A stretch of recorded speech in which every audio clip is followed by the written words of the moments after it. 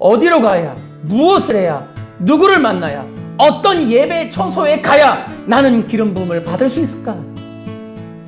복을 구하지 말고 성령의 연단을 받는 신앙 생활을 하라는 겁니다, 여러분.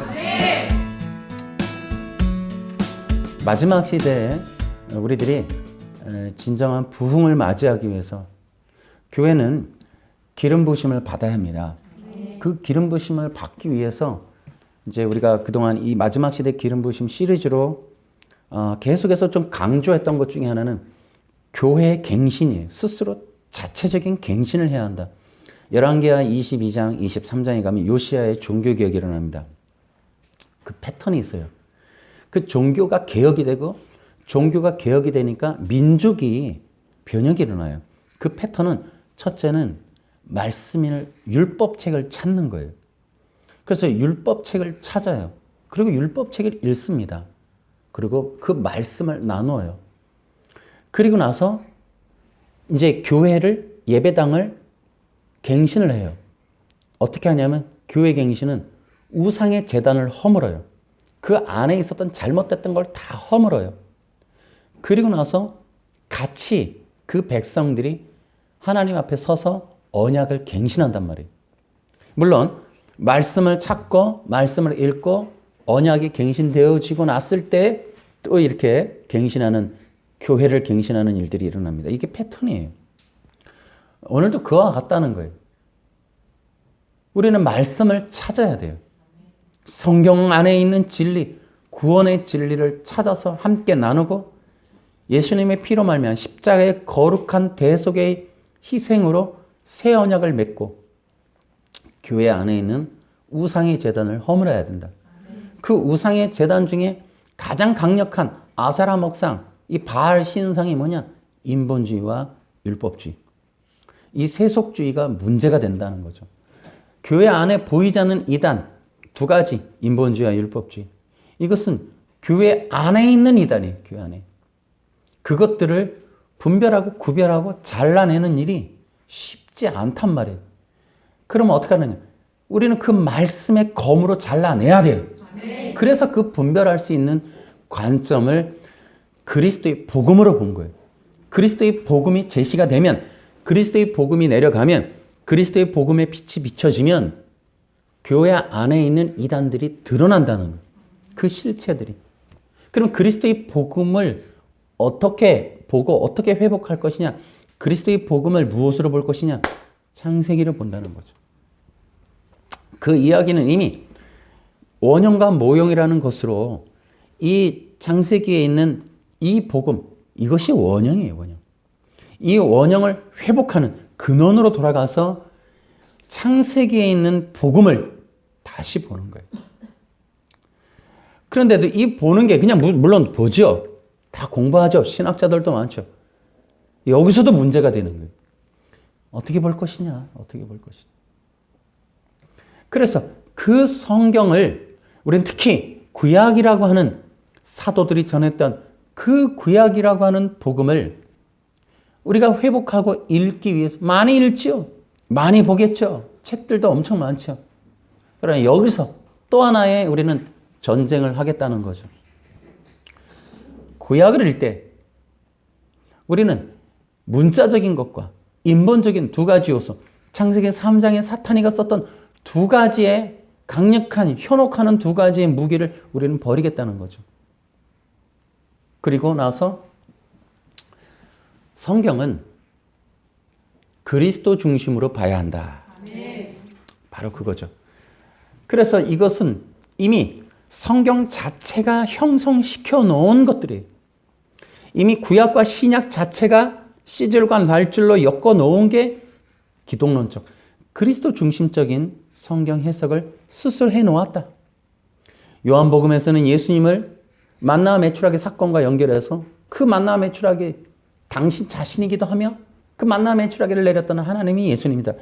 이미 구약에 있는 사건인 기독론으로, 고린도전 10장에는 이 반석이 그리스도이시다. 사도 바울도 이미 그리스도 중심적인 성경에서 뭐 이런 얘기 하려 치면 끝도 없습니다. 어쨌든 이제 서론인데, 자, 이 그리스도의 복음, 이 그리스도의 복음이 결론적으로는 우리는 하나님의 모든 말씀이 그리스도다. 우리 이 말씀, 이거를 절대 지키자는 거예요. 이것만 기억하는 거예요. 우리는 이 길을 걸어가는 거예요. 기억하세요. 그리고 명심하세요. 여러분들 먼저. 하나님의 모든 말씀은 그리스도다. 이것이 굉장히 중요한 진리예요. 물론 그 이전에 이 말이 들어가야 돼요. 하나님의 모든 말씀은 구원의 진리다. 그러므로 하나님의 모든 말씀은 그리스도다. 이것이 굉장히 중요한 진리죠.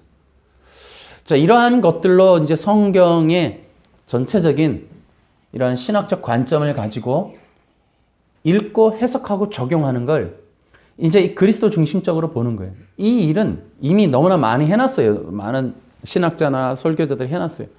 이제 그래서 그런 것들이 그렇게 어렵지가 않고 낯설지는 않아요. 그러나 좀 더 한 차원 더 깊이 들어가서 우리가 이제 어디를 그리스도의 말씀의 시초로 볼 거냐 하는 그 문제는 이제 우리가 좀 더 우리 교회가 좀 더 다르게 얘기를 했다는 부분이 있어요. 이제 그 부분 때문에 이제 책을 썼어요. 어쨌든 그래서 창세기 2장, 3장의 이야기를 우리는 그리스도의 복음으로 본다라는 거죠. 예.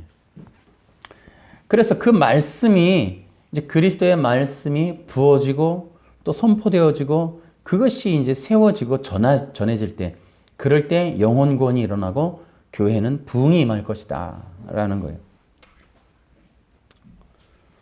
그래서 이제 하나님이 이제 이 마지막 시대 기름 부으심의 이 말씀의 중요성은 또한 이런 것 때문에 그래요. 여러분 요한계시록을 보시면 요한계시록 열자마자 7교회의 얘기가 나옵니다. 뭐 에베소 교회에게 말씀하신다. 성령이 말씀하시고 계속 말씀하세요. 그리고 이제 드디어는 봉인을 뗍니다. 그러니까 여러분 하나님이 마지막 시대에 마지막 하나님의 그 관건의 관심은 어디에 있느냐? 교회에게 있어요. 하나님의 최종적인 관심은 교회에게 있다. 그 교회에게 말씀하시는 거예요. 그래서 이제는 하나님의 관심은 자 마지막 시대의 계시록이 이제 뒤로 더 들어가요. 들어가기 전에 시작에 하나님이 하시는 일은 교회를 찾으시고 교회에게 말씀하시고 교회를 새롭게 하신다. 이것이 중요한 거예요. 그래서 이제 교회가 교회되도록 교회가 올바로 되도록 교회가 회복이 되도록 주님이 경고하시고 권면하시고 가르치신 이후에 하나님의 드라마틱한 하나님 나라의 최종적인 역사가 펼쳐지는 거예요. 그래서 교회를 흔들어 깨우시고 나서 주님이 일하신다라는 패턴을 기억해야 돼요. 그것이 바로 마지막 시대에 있을 일이라는 거예요. 그래서 여러분 우리는 지금 하나님이 마지막 시대에 교회를 찾으시고 교회에게 말씀하시는 그 말씀을 들어야 합니다. 그것이 중요한 거예요. 그래서 하나님이 원하시는 게 있다는 걸 우리가 기억해야 돼요. 하나님은 교회가 갱신되길 원하시고 새로워지길 원하시는구나. 그러면 우리도 그러한 하나님의 뜻에 맞는 몸부림을 쳐야 돼요. 교회는 갱신되고 새로워져야 돼요. 묵어 있으면 안 된다. 계속해서 우리는 고쳐나가야 된다. 그러면 무엇인가? 여러분 아까도 얘기했지만 하나님이 교회에게 하시는 패턴은 똑같아요. 어떻게 하느냐면 부패한다는 것. 부패했다는 거 무슨 뜻이냐? 교회가 타락했다는 것. 교회가 부패했다는 건 예배자가 없어졌다는 거예요. 제단이 회파됐다는 거예요. 성전이 허물어졌다. 이게 부패예요. 교회의 부패는 예배자들이 떠날 때 부패되는 거예요. 예배자가 예배 자리 없는 것, 그것이 교회의 부패입니다. 그러면 부흥이 뭐냐? 예배자가 돌아오는 거예요. 제단이 회복되는 거예요. 성전이 수축되는 거예요. 이게 부흥이라는 거예요. 그래서 이제는 교회를 예배자들을 떠나게 했던 근본적인 이유, 하나님의 예배자의 자리, 창세기 3장의 아담의 제사장이었던 아담을 떠나게 했던 그 떠나게 했던 원인은 인본주의와 율법주의란 말이에요. 그 두 가지, 그것에 물들면 예배자는 떠나게 돼요. 사람들의 필요를 채워주면 사람들이 교회로 올 것 같지만 절대 그렇지 않습니다. 정말 이 얘기는 너무나 쉽지만 너무나 이해하기 어려운 내용이기도 해요. 교회는 인본주의와 이 율법주의, 세속주의에 물들면 교회는 부패하게 돼 있어요. 사람들에게 행복의 이야기를 전해주면 열광하고 몰려들 것 같지만 여러분 그렇지 않습니다. 교회는 반드시 부패하고 썩고 무너지게 돼 있어요. 그렇다면 그 부패하는 원인에는 종교인들의 타락이 있는 거예요. 종교인들이 사람을 기쁘게 하는 타협하는 것 때문에 교회는 부패되게 돼 있어요. 그래서 진정한 부흥이 일어날 때는 반드시 중세 종교개혁 때도 보면 알지만 부흥의 시대에는 핍박받고 순교하고 죽어갔던 그 부흥을 위해서 죽어갔던 부흥의 불쏘시개들이 있었어요. 그들이 누구냐면 하나님의 말씀을 회복하려고 했던 사람들, 한결같이 하나님의 진리를 전하려고 몸부림쳤던 사람들, 예수님의 십자가를 드러내고 예수님의 예수님 되심을 사람들에게 알리는 사람들은 중세시대 때 다 죽었어요. 그렇게 핍박과 조롱과 이 고통과 고난 속에 죽어가면서도 예수님의 십자가를 전하려고 했던 소수의 불쏘시개들 때문에 훗날 후세들은 부흥의 열매를 따먹게 돼 있습니다, 여러분. 네. 오늘날에 우리가 그 피를 뿌리지 않으면 후세는 죽습니다. 후세대의 교회에게 희망이라도 있을라 치면 반드시 우리 세대에 피를 흘려야 합니다. 언제까지 교인들, 그 몇 명의 교인들을 비유 맞추고 그들 떠나게 안 하려고 그렇게 세상에 타협하며 그렇게 아양을 떨어 그 몇 푼에 해당하는 그 돈을 연연하는 그러한 종교적인 삶을 살 것이냐.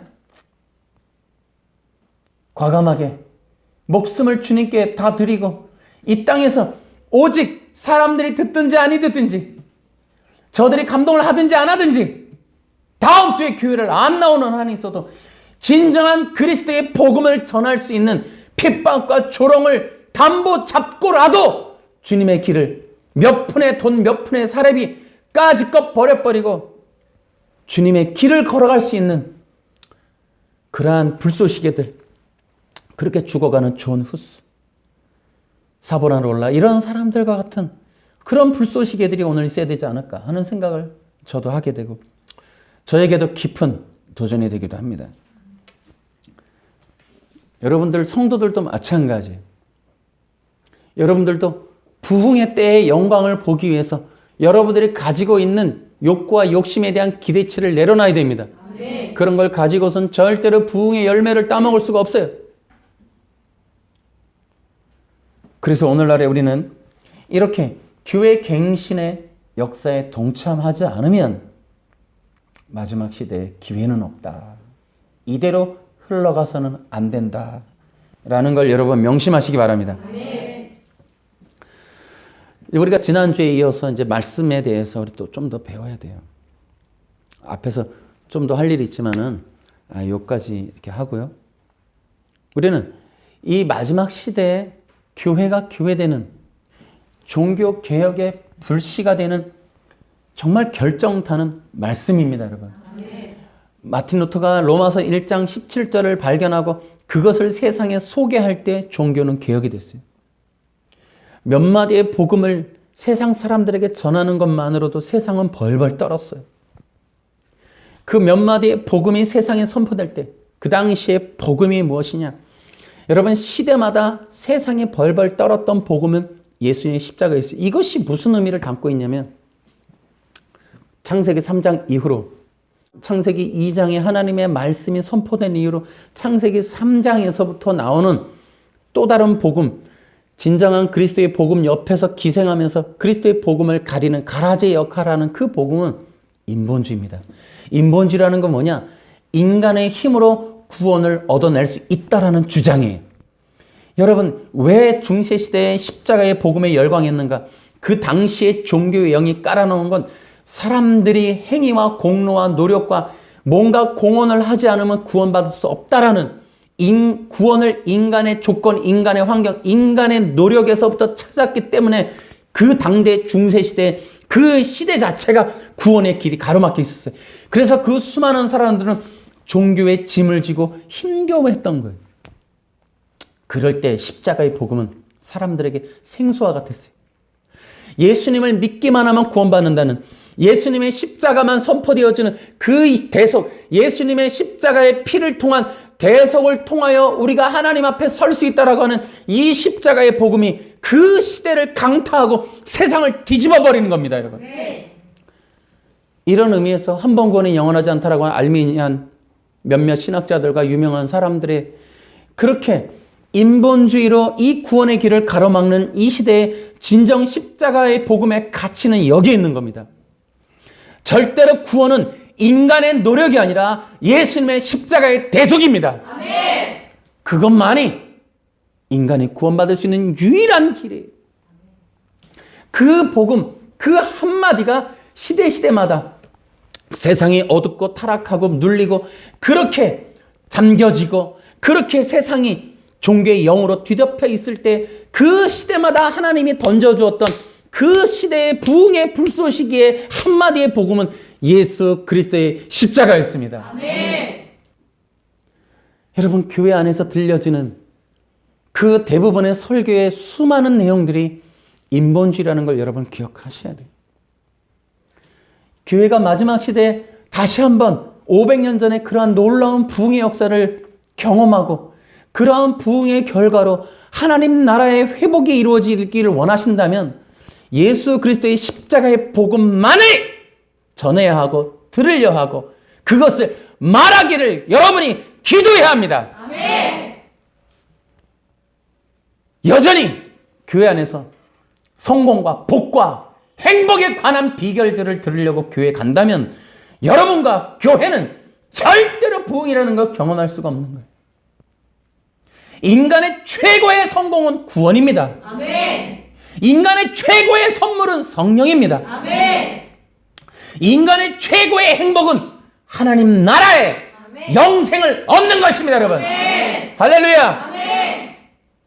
그것밖에 없어요. 그것이 올바로 딱 세워진 것이 기독교이네. 그러면 인간이 성도가 살아갈 때 받을 수 있는 최고의 능력이 뭐냐? 성령의 기름 부으심이에요. 아멘. 그 기름 부으심만이 여러분이 이 세상을 성공적으로 살아갈 수 있는, 당연히 그러한 비결 중에 최고의 비결은 성령의 기름 부으심을 받는 겁니다. 아멘. 다른 걸 구하면 안 되는 거예요. 기독교인이니까 당연히 성령의 기름 부으심으로 충만해지는 것. 그래서 여러분 기억하세요. 성도의 신앙생활의 비결은 어떻게 하면 더 성령의 기름 부으심을 받을 수 있는가? 여기 있는 것입니다, 여러분. 아멘. 그 비결이 뭘까? 어디로 가야? 무엇을 해야? 누구를 만나야? 어떤 예배 처소에 가야 나는 기름 부음을 받을 수 있을까? 이러한 고민을 할 수 있는 성도. 그가 진짜 되게 성도예요. 신앙생활의 비결은 거기에 있는 거예요. 여러분이 예배를 참석하고 싶은 교회는 여러분 인프라가 좋은 교회가 아니라 성령의 기름 부으심이 부어지고 흐르는 예배처가 되어야 합니다. 아멘. 그것이 진정한 예배 장소가 돼요. 그래서 여러분 기억하세요. 세상에 하나님 나라의 임재의 결정적인 요소는 말씀의 회복입니다. 아멘. 한마디의 말씀, 그 말씀이 선포되어질 때 예수님이라는 그분의 그 십자가의 대속과 믿음을 통한 구속의 진리, 이러한 하나님의 이 근본적인 복음이 회복되고 선포되어지는 것만이 부흥의 기초가 되고 부흥의 핵심이 됩니다, 여러분. 그래서 여기서 중요한 것은 그러면 누가 이 말씀을 전할 수 있는가 하는 거예요. 누가 마지막 시대에 이 하나님의 결정적인 부흥의 관점이 되고 해결 열쇠가 되는 말씀, 복음의 말씀을 전할 것인가 하는 말씀 사역자에 관한 관심이 거기로 가는 거예요. 이제는 누가 하나님의 말씀을 전할 수 있는가 하는 거예요. 여러분 다시 한번 기억하세요. 지난주에 이런 얘기했어요. 이제 우리가 기름 부으심, 이 진리를 이제 책으로도 나갈 뿐더러 영상으로 또 제작하겠습니다.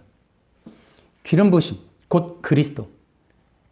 여러분, 하나님이 하나님의 사람들을 세우실 때는 반드시 기름을 부어서 세우십니다. 아멘. 그래서 기름 부음 받은 사람만이 하나님의 일을 하게 돼 있어요. 이 기름 부으심에 대한 얘기는 다음에 또 하도록 하겠습니다. 이 기름 부으심, 그래서 하나님은 사람을 택하고 그 다음에 세우시고 그들에게 기름을 부어서 그들을 보내셔요. 그들을 보내실 때 반드시 그 입에는 하나님의 말씀을 담아서 보내십니다. 아멘. 이것이 지난주에 했던 거예요. 그래서 이런 말을 했죠. 받은 말씀이 없는 자는 하나님이 보내신 자가 아니다라는 거예요. 그러면 하나님이 무슨 말씀을 담아서 보내실까? 그것은 바로 그리스도의 말씀입니다. 아멘. 그리스도의 생명에 관한 구원의 진리, 이것을 담아서 보내시는 거예요. 여러분 절대로 오프라 윈프리의 말을, 스티브 잡스의 말을, 빌 게이츠의 말을 담아서 보내는 게 아니에요. 성공하는 자들의 법칙을 담아서 보내는 게 아니라고 말이에요. 오직 하나님이 기름 부어 세운 종들에게는 그리스도의 말씀을 담아서 보내십니다. 아멘. 이것이 성경에 다 나와 있는 거예요. 예언자들, 선지자들, 사도들의 모든 그 삶과 사역에 그들이 전하는 말들을 보면 구약에 있는 예언자들도 전체 이사야서 보세요. 시편을 보세요. 시편이 뭐예요? 메시아시, 전부 예수님, 아들로 오신 예수님에 대해서, 왕이신 예수님에 대해서 계속 전하는 거예요. 그 하나님의 계속해서 얘기하는 그가 곧 그리스도다 이거예요. 아멘. 할렐루야. 아멘. 그러한 그리스도의 말씀을 계속해서 전하는 그들을 하나님이 보내신 자다. 우리는 그렇게 볼 수 있습니다. 아멘. 그래서 여러분 이렇게 얘기할 수 있어요. 설교자는 받은 말씀이 분명해야 돼요. 여러분들도 마찬가지예요. 진짜 성령의 충만한 기름을 받아서 하나님이 쓰시는 평신도가 많습니다. 요즘에는 뭐 신학교가 중요한 게 아니에요. 하나님이 특별하게 세워서 하나님의 권능으로 쓰시는 종들이 많아요. 물론 기름 부으심이라고 하는 것 자체가 이미 성령 받은 모든 성도는 다 왕 같은 제사장이 맞아요. 그 중에서도 선지자적 사역을 감당하는 자들이 많단 말이에요. 그들이 말씀을 전하고 있어요. 그래서 그러한 하나님의 말씀을 전하는 사역을 감당하는 자들의 기초는 오직 그리스도 예수님이시라는 거예요. 네. 그런데 이 그리스도의 진리를 전하는 사역자의 반드시 조건이 있어요. 그러면 그들이 예수님을 얘기하면 다 기름 부음 받았는가? 절대로 아니에요. 분명한 이 사실을 기억해야 돼요. 여러분, 예수님을 전한다고 되는 게 아니고 예수님을 어떻게 전하느냐가 굉장히 중요해요. 기억하세요. 기름 부으심을 받으면 그는 가서 그 말씀을 전할 때 그 말씀을 통해 자기 영광, 자기 이름, 자기의 능력을 절대로 세상 사람들에게 알게 하지 않습니다. 그것이 유통되게 하지 않아요. 그들의 목적은 하나, 그리스도 예수의 복음을 전함으로 오직 하나님의 영광이 드러나는 것만이 그들의 목적이에요. 아멘. 자기가 드러나는 것 자체, 자기를 계시하는 것은 하나님이 보낸 기름 부음의 사람이 아니에요. 그래서 여기서 관건이 예수님의 이름을 말하지만 보혜사가 누구다? 내가 누구다? 이렇게 하면 가짜라는 거예요. 예수님의 이름을 말한다고 다가 아니에요. 예수님의 이름을 활용해서 자기 영광, 자기 사업, 자기 재산, 자기 욕망을 충족하려고 쓰는 사람들은 하나님이 보낸 자가 아닙니다, 여러분. 그는 기름 부음 받은 자가 아니에요. 여러분, 교회를 해서 자기 재산을 축적하고 자기가 영광받고 자기가 높아지려고 하는 자는 하나님이 보낸 자가 아니에요, 여러분. 분명히 명심하시기 바랍니다. 여러분들도 분별과 구별하는 관점을 가지셔야 돼요. 여러분, 분별과 구별의 기준은 기름 부으심이에요. 할렐루야. 그래서 그가 기름 부음을 받았는가? 기름 부으심의 첫째 목적은 오직 예수 그리스도입니다, 여러분. 그분 외에는 남는 게 없어요. 이것에 대한 얘기는 사도 바울이 그대로 보이잖아요. 그대로.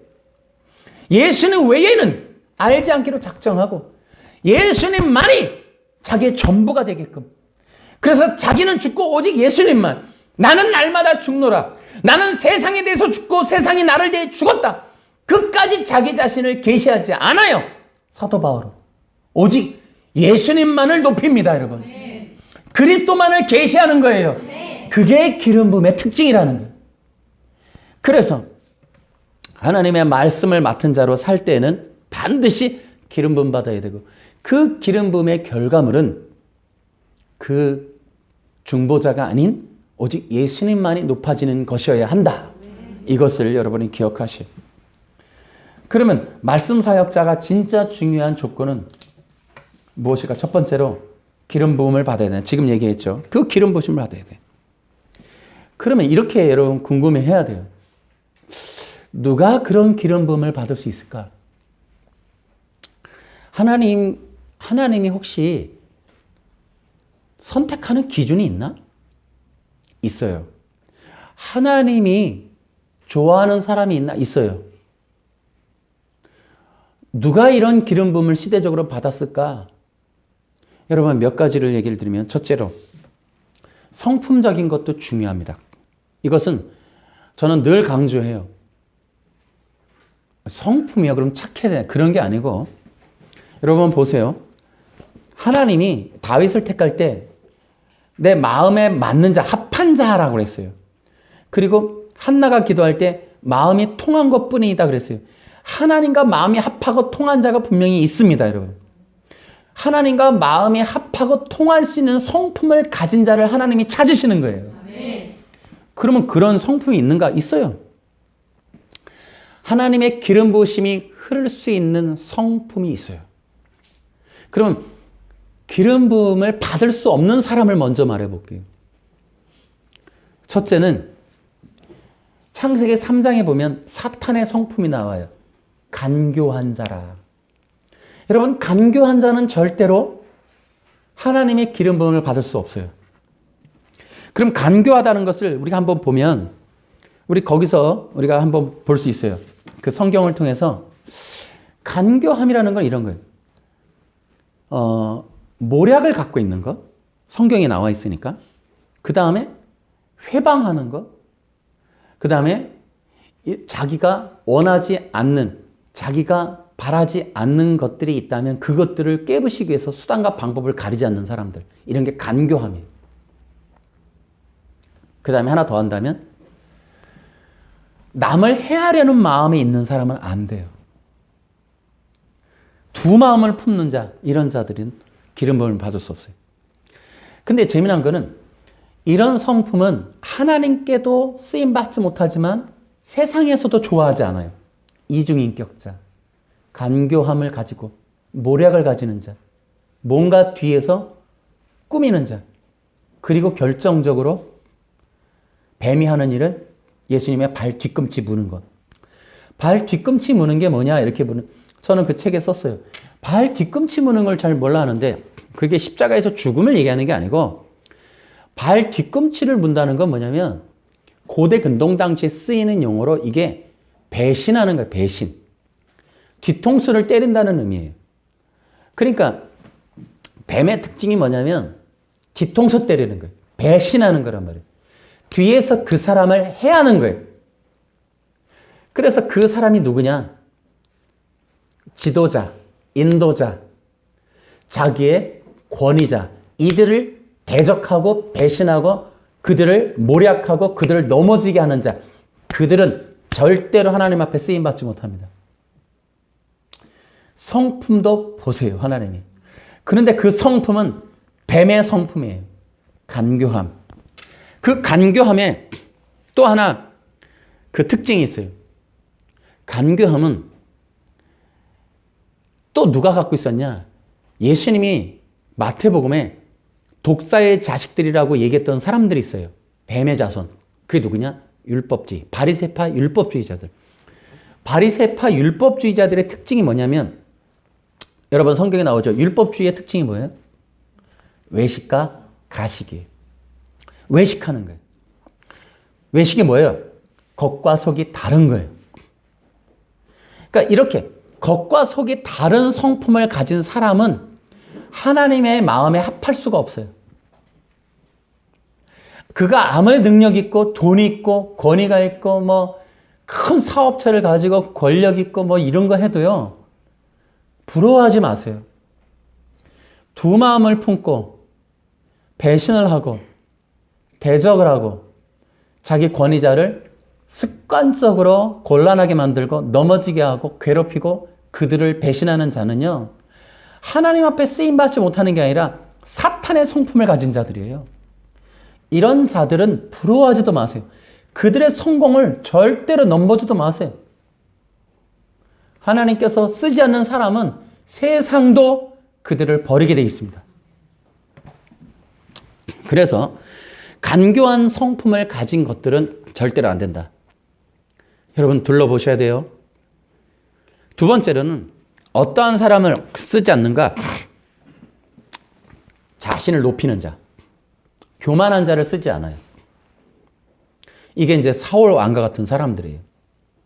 하나님이 싫어하는 사람이 누구냐면 스스로 자꾸 높이는 사람, 자기 자신이 최고라고 하는 사람들, 그래서 교만하다는 말을 들을 수 있는 사람들, 이런 사람들은 하나님 앞에 합하지 않아요. 겸손해야 돼요. 그래서 뭐라 그래요? 모세가 모든 사람들보다 겸손한 거예요. 온유함이 승한 거예요. 그러니까 그런 사람들이 하나님 앞에 쓰임 받는 거예요. 아멘. 그러면 이제 때때로 이제 뭐 자기를 높일 수 있잖아요. 그래서 그런 사람들이 대부분 어떤 사람들이냐면 처음부터 겸손한 사람이 아니에요. 왜냐하면 인간 자체 DNA는 스스로 높이는 게 있단 말이에요. 그래서 누가 하나님의 기름 부음 받느냐? 연단 받고 고난 받는 자가 기름 부음 받는 거예요. 그럼 연단과 고난이 뭐냐? 교만이 꺾이는 거예요. 높은 자리에 올라가는 것을 꺾는 거예요. 그래서 뭐예요? 낮은 자리에 처하는 자, 자신을 낮추는 자. 그 낮춘다는 거는 처음부터 그렇게 된 사람이 아니라 연단과 고난의 결과물인 거예요. 그래서 연단과 고난을 받고 있는 사람들을 보면 그 사람들은 대부분 뭐예요? 자신을 낮춰요. 부족하다 해요. 그런 사람들을 하나님이 찾아가신다는 거예요. 아멘. 아멘. 하나님이 낮은 자를 통하여 높은 자를, 가난한 자를 통하여 있는 자를 그렇게 부끄럽게 하시는 게 하나님의 방법이에요. 하나님은 낮은 자를 찾아가십니다. 아멘. 하나님이 쓰는 사람은 반드시 겸손한 사람이에요. 그러면 하나님이 좋아하는 사람, 역으로 제가 하나만 얘기할게요. 성경에 나와 있는 특징을 보는 거예요. 공통된 사람들. 그러니까 하나님의 이렇게 연단에 있던 사람들, 또 하나님 앞에 이렇게 막 살았던 사람들의 전체를 아울러서 대체로 한 가지를 보면 어떤 성품을 가졌냐면 회개할 줄 아는 사람이에요. 창세기서부터 보면 회개를 할 줄 아는 사람을 하나님이 찾아가세요. 그러니까 하나님이 반드시 기름 부음을 흘러보내는 쪽은 어디냐면 회개하는 사람 쪽으로 흘러보내세요. 그러니까 그 회개라는 건 뭐냐면 처음부터 선한 뭐 이런 도덕 분자가 아니고 정말 실수도 있어, 넘어짐도 있어, 실패도 있어. 그런데 하나님 앞으로 나와서 무릎 꿇고 통에 자복할 수 있는, 진실하게 자신을 하나님 앞에 내어놓을 수 있는 그 사람, 거기에 하나님이 찾아가십니다. 아멘. 여러분이 그런 사람 되길 바라요. 아멘. 회개할 줄 알면 기회는 있어요. 자신을 낮출 줄 알고 자신이 부족하다라는 걸 깨달을 수 있는 사람은요, 여러분 기억하세요. 하나님은 그 사람 반드시 지금 지켜보고 있어요. 다른 조건 안 보세요. 하나님의 마음에 합한 거 간단해요. 성경 전체에 흐르는 동일한 하나의 패턴은 회개예요. 회개할 줄만 알면 하나님 앞에 나와서 자신의 마음을 진짜 열어놓을 수만 있으면 사람들에게 하듯이 가식적이 아닌 진짜 하나님 앞에서는 진실할 수만 있다면 그는 하나님 앞에 기회가 있습니다. 제2의 반전의 기회. 여러분 가장 승부의 감동은 어디서 오느냐면 역전승할 때 오는 거예요. 여러분 따라해볼게요. 우리 인생은 역전승입니다. 아닌 사람이 있어요? 처음서부터 진짜 태어날 때부터 아무 흠도 점도 없이 여러분 그런 사람 없어요. 대부분 하나님 앞에 쓰임받는 사람, 간증하는 사람, 하나님께서 기뻐하는 사람의 특징은 대부분의 역전승이야. 과거에 깨졌다가 넘어졌다가 실수했다가 그러다가 돌아와서 하나님의 은혜 가운데 하나님의 영광을 드러내는 삶을 사는 하나님 앞에 복받는 은혜 받는 쓰임받는 역전승하는 사람이 하나님 나라의 패턴이다 이거예요. 아멘. 그런 사람들이 여러분과 저예요. 그렇죠? 저도 마찬가지. 여러분들도 마찬가지. 우리 그런 사람에게 기회가 있습니다. 아멘. 그래서 여러분 기억하세요. 기름 부으심은 대단한 사람에게 임하는 게 아니에요. 하나님의 마음에 합하기만 하면 되는 거예요. 아멘. 여러분 말씀을 배우기 위해서 오늘 여러분을 온 성경을 몇 독을 해야 되는 거 아니에요. 제가 어떤 분을 만났더니 그래요. 성경을 500독 하기 전에는 오지 마세요. 뭐 이런 얘기 하더라고. 그거 안 가요, 저. 안 가려고요. 예수님은 내게로 오라 그러시는데, 이 성경 안 읽었다고 또 못 오게 하는 건 또 뭐야. 그래서 예수님한테 가기로 했어요, 예수님한테.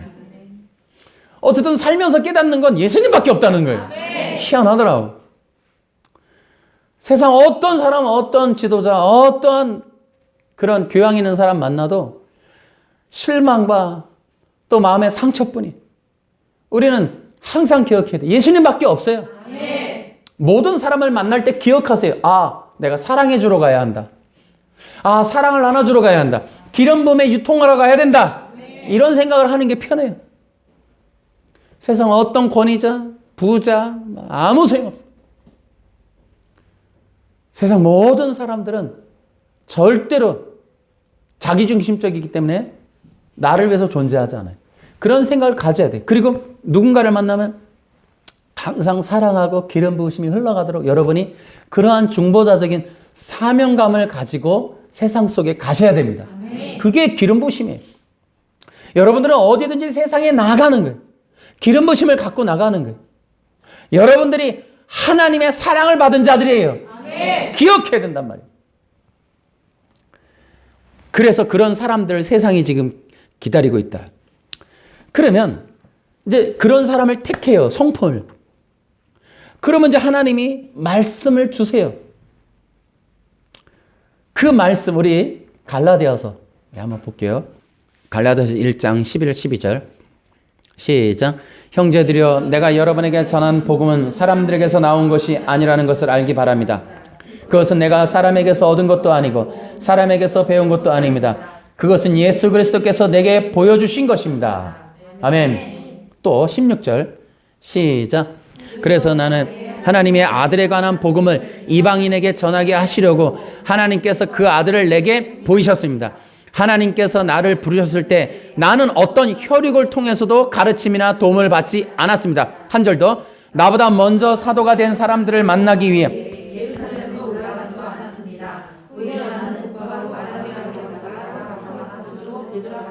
아멘. 바울은 놀라운 그리스도의 복음을 어떻게 배웠는가?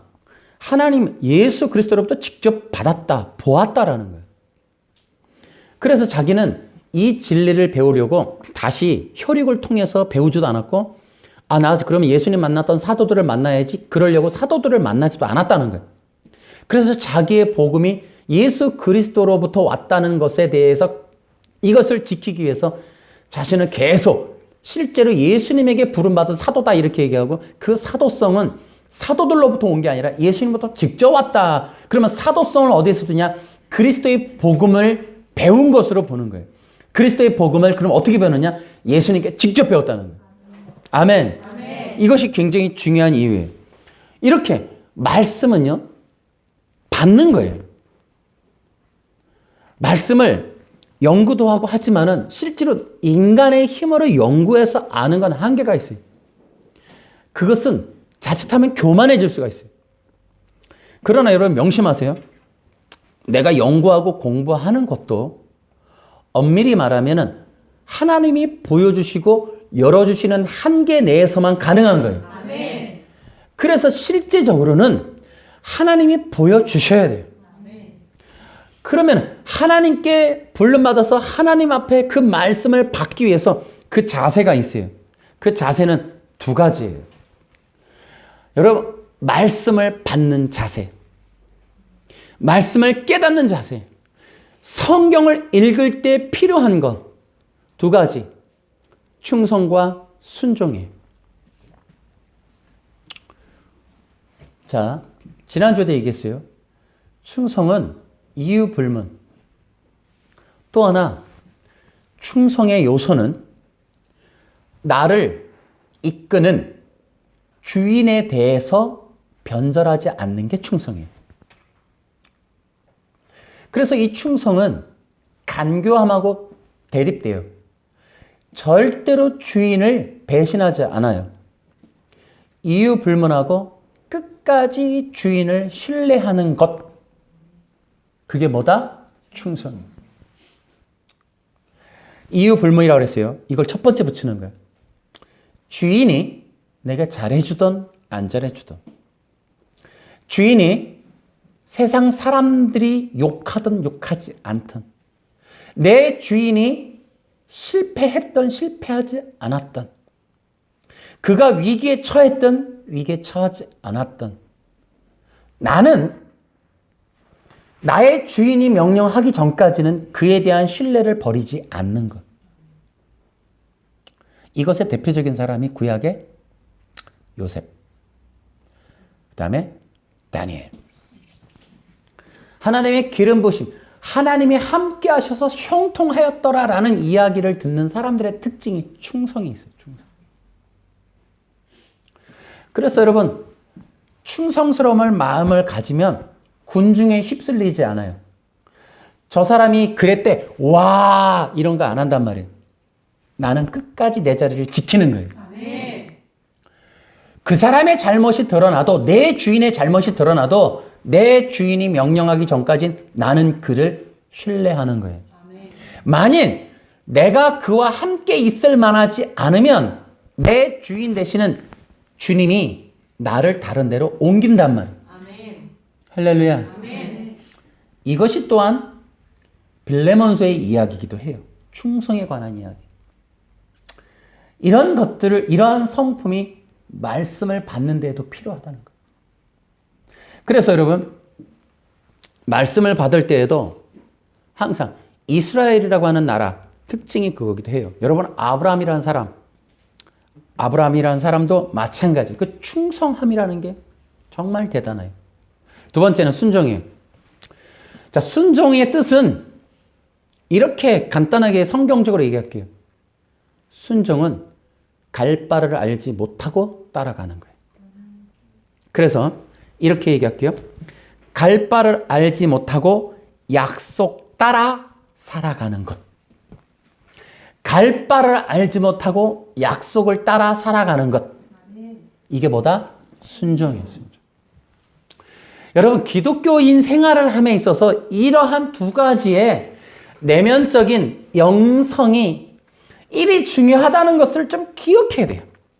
조건 따라서, 환경 따라서, 남의 말 따라서, 소문 따라서, 그냥 내 피부, 인간의 살아가는 피부에 와닿는 그 말초신경을 자극하는 것에만 따라서 신앙생활하면 안 된다 이 말.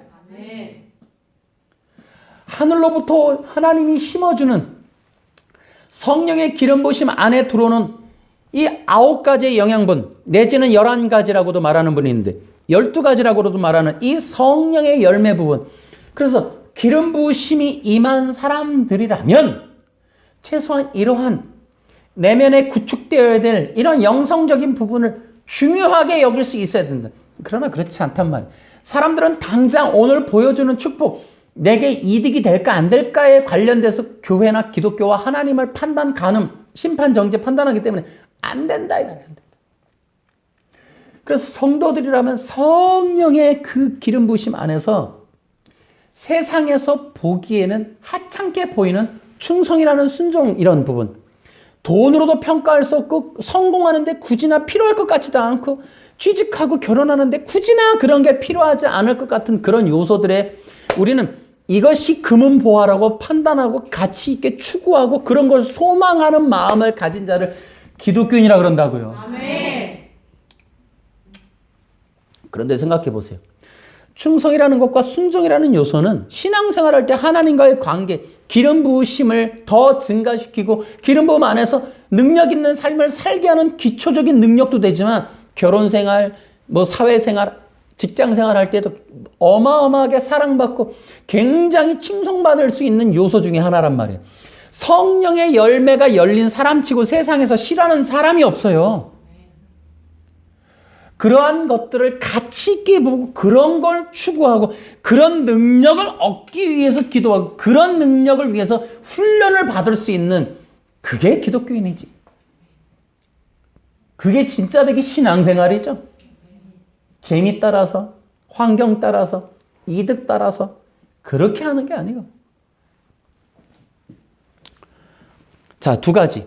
하나님의 말씀을 받을 때는 충성과 순종의 요소가 매우 중요하다. 아멘. 이제 물론 강론으로 가면 성경을 보는 방법론이 있겠지만은 문을 열고 들어가려면 반드시 이러한 것들이 필요해요.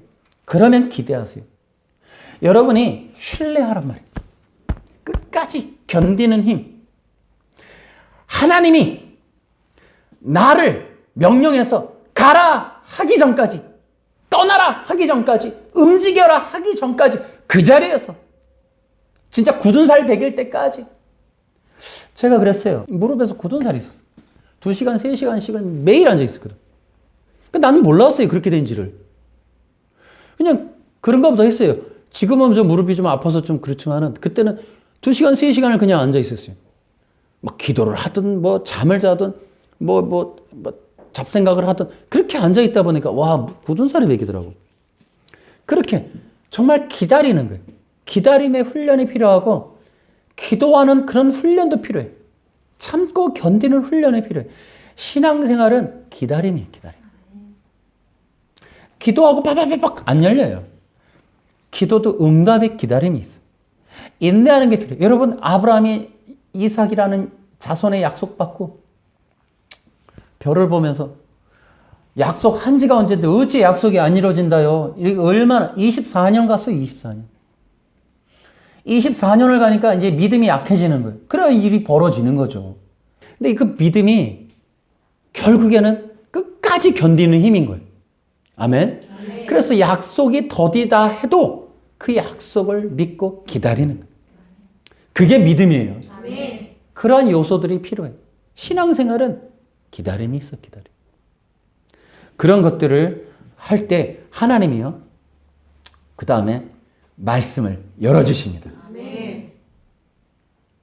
따라해 볼까요? 하나님이 말씀을 가르쳐 주십니다.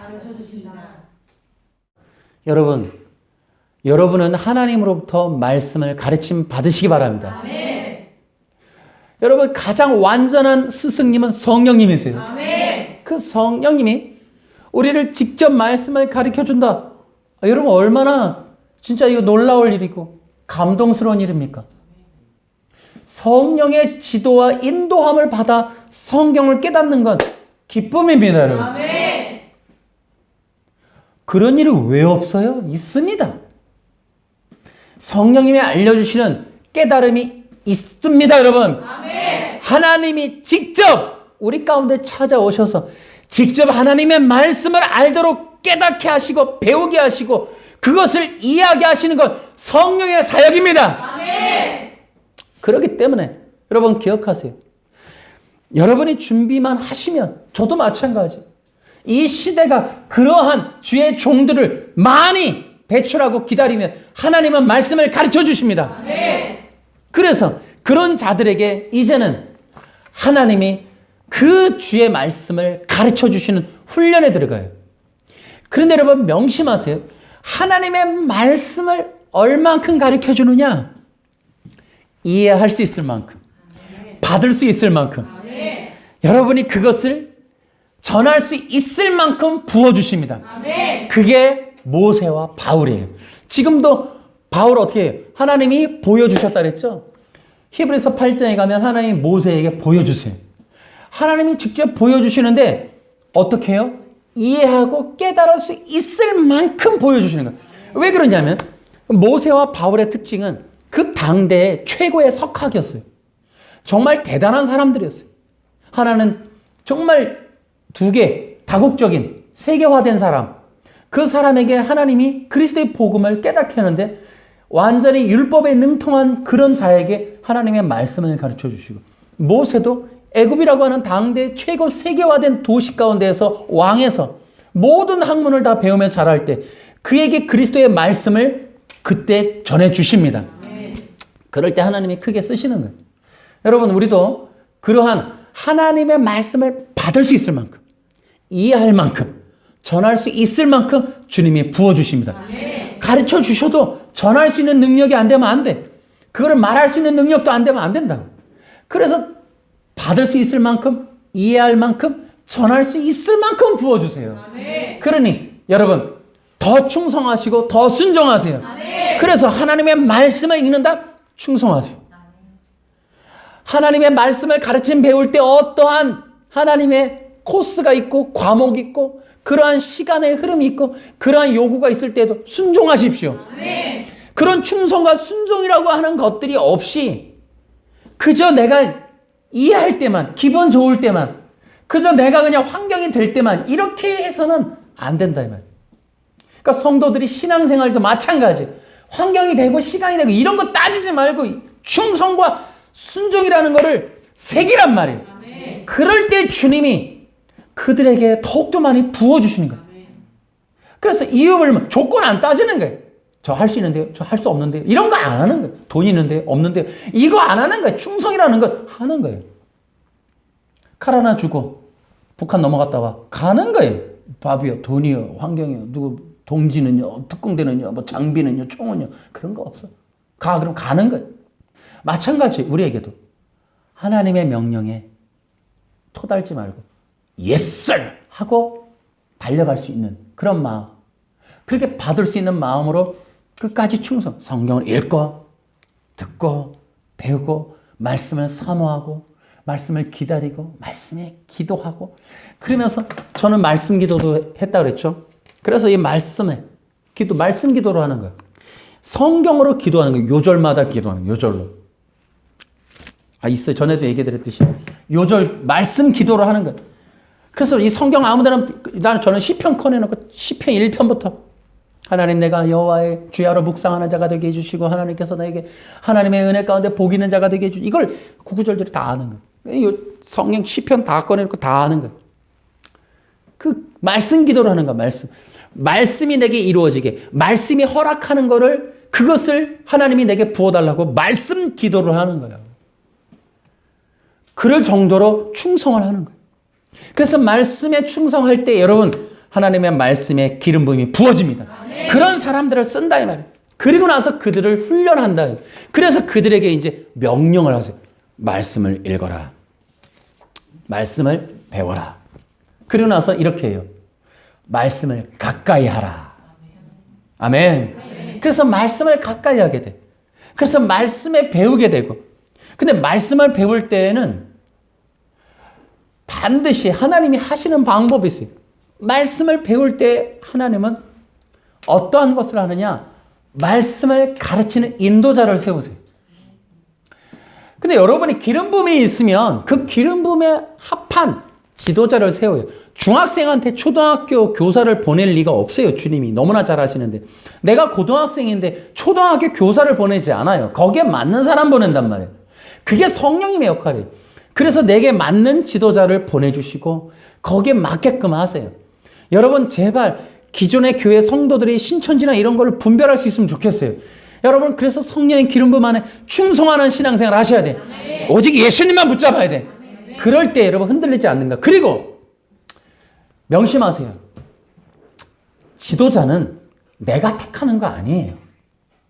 하나님이 앞에 서게 해주시는 그 사람이 지도자예요. 때때로 사람들이 자꾸 자기가 판단하는 경우가 많은데, 어쨌든 이거는 다양성이 있기 때문에 일괄적으로 말하기는 어렵지만 무엇보다도 기본적으로는 그 사람에게 하나님이 맞는 지도자를 보내신다라는 거예요. 이거를 명심해서 기억하셔야 돼요. 그래서 절대로 내가 관점이나 기준을 가지고 택하지 말아야 한다는 거예요. 어떠한 그것을 이렇게 하면 안 돼. 여러분, 때로는 내가 보기에 합하지 않은, 뭐 저래. 그런 사람들을 하나님이 세우세요. 여러분, 당대 예수님을 여러분이 지도자로 당대 사람들이 모셨나요? 그렇지 않았어요. 보이기에 안 좋았단 말이에요. 그럼 바울은 어땠나요? 바울도 간질에다가 안질이 있는 사람에다가 키가 작고 대머리에다가 뭐가 이렇게 흠이 많아 보이는지, 또 말도 그렇게 거칠지, 막 세게 얘기하지, 막 욕도 하지. 바울이라는 사람을 당대 사람들이 좋아하지 않았어요. 그래서 흠을 잡았다고. 저게 뭐 사도야. 뭐 간질하는 게 뭐 저게 사도야. 뭐 남들을 살린다는데 자기는 병을 왜 못 고쳐. 그래서 그 사람, 그래 놓고 바울이 자존심 상하니까 하나님께 기도하죠. 하나님, 창피해 죽겠어요. 이 병 좀 고쳐주세요. 그런데 뭐라 그래? 너 그 병 없으면 넌 진짜 네가 신된다 너. 딱 거기까지야. 네 은혜가 족하다. 딱 거기까지만 해. 그래 놓고는 하나님이 딱 잡아가지고 사람들 눈에 볼 때는 애게 그렇게 만들어 놓고 하나님이 그 비밀을 다 가르쳐줘요. 그러니까 그 주변에 있는 사람들은 알지만 대체적으로 공감대가 형성이 안 되는 거예요. 여러분 기억하셔야 돼요. 때때로 내가 보는 사람들이 하나님이 보낸 사람이 대단하지 않아 보일 수도 있어요. 그런 사람들이 있어요. 원래 그런 거예요. 하나님 나라는 예수님조차 보세요. 종의 형체를 가지고 오셨어요. 사람들이 보기에 흠모할 만한 게 없었어요. 그러니까 예수님조차도 사람들이 버려요. 예수님도 제자들한테 버림받으세요. 보기에 대단해 보이지 않았어요. 대단해 필요한 일을 기적을 펼쳐도 쉬쉬 말하지 마. 야 어디 가서 말하면 안 돼. 소문내지 마. 절대로 예수님 자신을 계시하지 않았어요. 그러니까 우리가 보기에는 대단해 보이지 않는 사람을 세울 수 있어요. 이것은 뭐냐면 중요한 게 그 사람이 중요한 게 아니라 하나님이 그 사람의 순종을 보시는 것 같아요. 때때로. 네가 나를 얼마나 신뢰하는가. 그러니까 그 사람에게 필요한 거는 하나님께서 그 어떤 사람들을 보내시면서 때때로 그런 것도 훈련하세요. 그럼에도 충성과 순종을 할 것인가 하는 거예요. 근데 저는 지금까지 많이 보지는 못했어요. 몇 명은 봤어요. 그래서 그렇게 정말 세상에서 보이지 않지만 하나님께서 내게 보낸 자를 정말 천사와 같이 대접할 줄 아는 사람, 그런 사람들 찾는 게 쉬운 게 아니에요. 근데 그런 사람을 하나님이 찾으십니다. 그런 사람들에게 말씀을 주시는 거예요. 그러니까 기본적으로 성령 안에서 훈련받는 게 되게 중요해요. 그러니까 그 설교자의 성품은 성령님을 통한 연단의 결과물이어야 돼. 성도들도 기억해야 돼. 예수 믿고 성령을 받는 건 되게 좋아해. 능력 받는 건 되게 좋아해. 기름 부으심 되게 좋아해. 그러면 기억하세요. 제발 성령의 기름 부으심을 받으면 그 다음 문을 열면 연단이 기다린다는 거. 이것에 다 넘어져요. 다 넘어져. 성령 받으면, 능력 받으면, 오늘 안수 받았으면, 내가 오늘 방언 받았으면 나 오늘서부터 뭐 획기적인 역사가 일어나고 천지가 개벽하고 나를 세상에 알아주고 전 세계가 알아주는 스타가 되리라고 착각 좀 하지 말란 말이에요.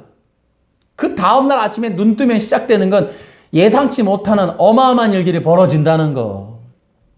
그때서부터 넘어지기 시작하는데 대부분 교회에서 하는 말이 은혜 받으면 남편이 뭐라 하더라고요. 그게 아니라니까. 그런 소리 하지 마. 예수 믿으면요. 성령 받고 연단이 기다리는데 그 연단이라는 게 그저 사람한테 시달리는 이런 게 아니에요. 다시 말하면 기름 부음의 터널을 뚫는 거예요. 여러분 바로 성경 인물들 다 보시라니까요. 그래서 그 기름 부음의 통로를 통하여 높은 자 낮게 하고 그 자신의 그 이기적인 속성을 열어서 하나님의 나라의 은혜를 바라보게 하고 의지하게 하고 기도하게 하고 그러면서 순종과 충성으로 그 길을 걸어갈 수 있는 사람, 철로 역정의 길을 걸어갈 수 있는 사람 만들어내는 연단이 시작된단 말이에요. 그래서 있는 손에 있는 쥔 거 놓게 하시고 마음에 품은 거 버리게 하시고 앉은 자리에서 내려오게 하시고 하는 그런 일들을 수행하신단 말이에요. 그래서 결국에는 예수님이 나의 주인이십니다. 예수님만이 나의 왕이십니다. 나는 죽고 예수님만 살아야 합니다. 라고 하는 바울의 결과물이 떨어져 나온단 말이에요. 그래서 우리에게는 성령을 통한 연단의 결과물인 그런 성품들이 마지막 시대에 기름 부음 받는데 굉장히 중요한 요소로 작용한다. 그래서 지금 복을 구하지 말고 성령의 연단을 받는 신앙 생활을 하라는 겁니다, 여러분. 연단이 있는 신앙 생활이야 미래가 있는 거예요. 조금만 기분 나쁘면 시험 들고 나가버리 이런 거 하는 거 아니에요. 그런 건 성령의 역사가 아니에요. 성령님은 반드시 그 사람을 꺾어서 그곳에서 모욕과 창피함과 부끄러움 속에서 연단과 고난을 통하여 순종과 충성을 시험하시고 그 결과물을 뽑아내시고 그러한 순종과 충성의 삶을 살도록 인도하시는 거예요. 삐지면 나가서 다른 데 가서 존중받고 칭송받고 박수받고 환영받고 그렇게 하라고 하나님께서 역사하지 않는단 말이에요. 예수님조차 사도들도 그렇게 하지 않았건만 오늘날의 신앙인들은 어째 한결같이 전부 다 자기중심적으로 칭송만 받으려 하는 좋은 말 칭찬 안 된다 이 말이에요. 진짜 성령의 역사는 그 사람을 너무 사랑하기 때문에 천국의 합한 자로 만들기 위해서 연단과 고난과 훈련의 프로그램을 진행하신다. 그래서 그 사람의 옛사람의 속성을 꺾어서 성령이 쓰시기에 원활한 사람, 하나님의 임재가 통할 수 있는 사람, 예수님을 왕으로 모실 수 있는 그러한 부들부들한 그러한 심령을 만들어내는 것이 성령의 역사다. 그러한 자들 위에 하나님의 말씀이 부어진다. 그리고 나서 말씀으로 훈련하신다. 그리고 그들의 말씀을 전할 때 영혼이 돌아온다. 하나님의 교회가 부흥이 된다. 시대적인 미래에 하나님의 나라의 갱신의 역사가 일어난다. 이러한 것들을 기억하시면서 이제 우리는 마지막 시대 부흥을 기도합시다. 부흥은 간단하게만 얘기해드리면 첫째는 그리스도의 영광이 나타나는 게 부흥이에요. 두 번째는 예배자가 돌아오는 게 부흥입니다. 세 번째는 도시가 변화되는 게 부흥이에요. 첫 번째는 그리스도의 영광이 나타나는 것이 부흥이에요. 성도들과 교회에게 그리스도의 영광, 다시 말하면 십자가의 죽으심과 부활의 놀라운 찬양이 일어나는 예수님밖에 없습니다. 예수님의 유일성과 절대성으로 예수님의 영광을 나타내는 그것이 부흥이라는 거예요. 그 다음에 두 번째 예배의 열정, 또 이 레위인이 돌아오는 것, 예배자가 세워지는 것, 제단이 수축되고 성벽이 재건되고 성전이 다시 한번 회복되는 이런 일들이 바로 부흥이라는 거예요. 그래서 사람들이 예배로 돌아오고 예배의 영광을 노래하고 예배를 찾아오는 예배를 드리기를 갈망하는 예배 때문에 시간을 기다리는 사람들이 세워지는 게 부흥이에요. 아멘. 아멘. 여러분들 예배 시간 기다리세요? 아멘. 부흥이에요. 저도 그런 걸 소망해요. 성도들이 예배 시간을 기다리고 예배가 갈망이 되어져 예배가 기쁨이 되고 예배가 인생의 열쇠가 되고 그 살아가는 데 가장 소망이 되는 시간, 행복이 되는 시간이 예배가 되기를. 아멘. 할렐루야. 아멘. 그 결과물로 도시가 변화돼요. 도시의 변화는 사회적인 정화가 일어난다는 뜻이에요. 그래서 사람들이 도시마다 골목마다 통회와 자복이 일어나기 때문에 사과하고 용서하고 관용하고 이해하고 덮어주고 포용하는 일들이 다반사로 일어나요. 정치, 사회, 문화가 그렇게 통해 자복의 결과물로 인해서 도시가 화해하고 이해하고 소통하면서 재판이 줄어들고 송사가 줄어들고 그리고 이 술집의 사람들이 점점 줄어드는 일들이 다반사로 일어나요. 여러분, 사회가 기름 부음이 거치면 법원의 일이 증가하는 거예요. 송사가 늘어나는 거예요. 그런데 부흥이 일어나면 송사가 없어져요. 이해하고 관용하고 덮어주고 용서하고 화해하기 때문에 그런 일들이 기름 부음의 역사로 일어나는 거예요. 도시가 정화되는 거예요. 문화가 바뀌는 거예요. 그래서 그 문화 속에 하나님의 사랑이 깃드는 거예요. 순간순간 모든 요소마다 문화마다 TV마다 그래 언론, 가정 이런 모든 요소에 하나님의 사랑과 하나님의 이해와 십자가의 대속에 그러한 이 영성들이 흘러가기 때문에 그런 문화가 기독교인이 아니어도 방송으로 노래로 영화로 책으로 쓰고 만들고 하면서 사람들이 그러한 것들을 누리게 되는 거예요. 그래서 교회의 부흥의 결과물을 세상 사람들이 동시에 누리게 되는 그것이 도시적 변혁이란 말이에요. 이해하십니까? 네. 그런 일들이 저는 요한계시록 1, 2, 3장 안에 우리는 일어날 수 있다. 그 전에 일어날 수 있다. 그래서 우리나라에도 부흥의 기회는 있다. 다시 한번 이 대한민국의 부흥의 기회는 있다. 저는 정치적인 여러 가지 환경들을 많이 보지만은 저는 목회자로서 이 한쪽의 길은 뚫으려고 그래요. 좌로나 우로나 지금 한국 사회가 대립하는 이 문제는 누가 대통령이 되건 누가 정권을 잡든 치유가 안 됩니다. 이건 골이 깊어질 뿐이에요. 송사는 늘어나고 정말 대립과 싸움과 분열과 전투와 위기와 환난은 계속해서 덮친 대로 일어날 거예요. 저는 이 대한민국에 지금 깊어가는 이런 위험성과 고질병을 고칠 수 있는 유일한 길이 부흥이라고 봅니다. 저는 성령의 임재만이 이 대한민국을 치료할 수 있는 정말 하나님이 세상 속에서 정말 내놓아도 자랑할 만한 그런 민족으로 다시 회복되는 일은 부흥밖에 없다. 이 세상에 모든 민족의 제사장적인 민족, 중보자적인 민족, 선교적인 사명을 감당하는 이 대한민국으로서의 다시 한번 회복의 관건은 부흥에 있는 겁니다. 그래서 여러분과 내가 여기서부터 변화돼야 돼. 여기서부터 성령의 기름 부음을 추구해야 돼. 그러면서 우리가 이 기름 부음의 사역을 감당하면서 마지막 시대의 부흥을 기도해야 합니다. 우리가 기도할 때 부흥이 임할 것입니다. 부흥만이 이 민족의 유일한 희망입니다. 부흥이 없이는 이 민족의 희망이 없어요. 그렇기 때문에 여러분과 나는 부흥이 임하기를 기도합시다. 그러한 신앙생활을 위하여 여러분 오늘도 예배를 드리는 겁니다. 이 예배의 결과물이 세상 속의 부흥으로 이어지도록 여러분과 내가 날마다 예배자로서 이 자리를 지키며 성령의 기름 부음의 통로가 되기를 주 예수님의 이름으로 축원합니다. 할렐루야 박수로 영광 돌립니다.